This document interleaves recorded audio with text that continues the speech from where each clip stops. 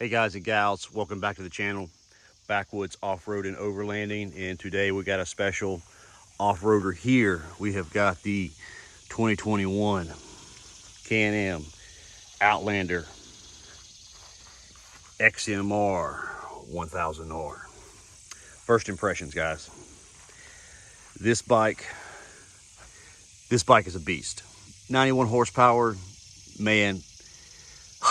91 horsepower should not be on any flipping freaking four-wheeler. First impressions,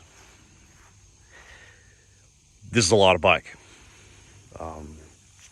If you've never ridden a four-wheeler and you go out and get this as your first bike, man, you better wear a helmet, you better wear some gear, because this bike will hurt you. I got a little quick video down in my playlist somewhere where my uncle actually rolled this guy, and man, we thought we was going to take him to the hospital, because this is what, about 1,200 pound bike. This is a beast, and this is actually the XT model, two-seater, two-upper. Haven't got the seat yet. I got the two-up seat on my 570, which we'll do a walk-around video of that too. Right now, getting a hard time getting Canam stuff into the States from Canada due to all the COVID. But hey, I mean, it's about a $600-700 seat, but man, it is a sweet seat. If you get the two-seater, man, and you're gonna ride two, I highly recommend the second seater on the back. Let's see, this bike comes stock with these 30s. Man, oh, I didn't even notice that. Made in the USA, Cryptids. ITP. Man, these are some sweet tires. If you're looking at getting this bike, it's really going to come down to what kind of riding you're doing. This is not a great trail bike, guys.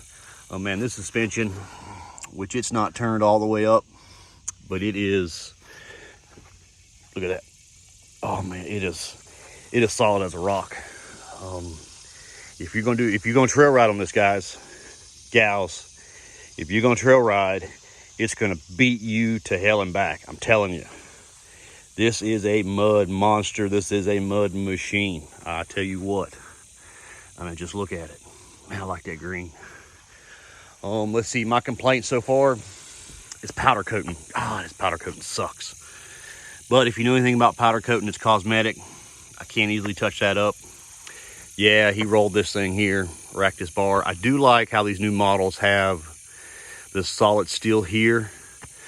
The older models had a plastic insert over here that pop off. Man, looks like crap. So this gives you a lot beefier protection. Comes stock with the winch. Man, and if you're doing some mudding, man, you're gonna need that. That clearance. And this bike is 100% stock.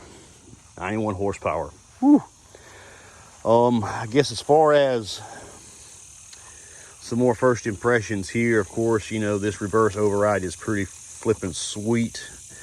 Kind of sucks it comes with one key. I know the older Canams had a performance key and a stock key and like a learn a key. You don't get that with these newer Canams. You actually get to, here, see, I got it in sport mode.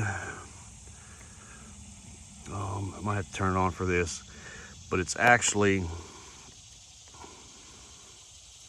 it's not running. I had to fire it up, and this bad boy's way too loud. But you actually run through your sport mode and performance mode and your learning mode here.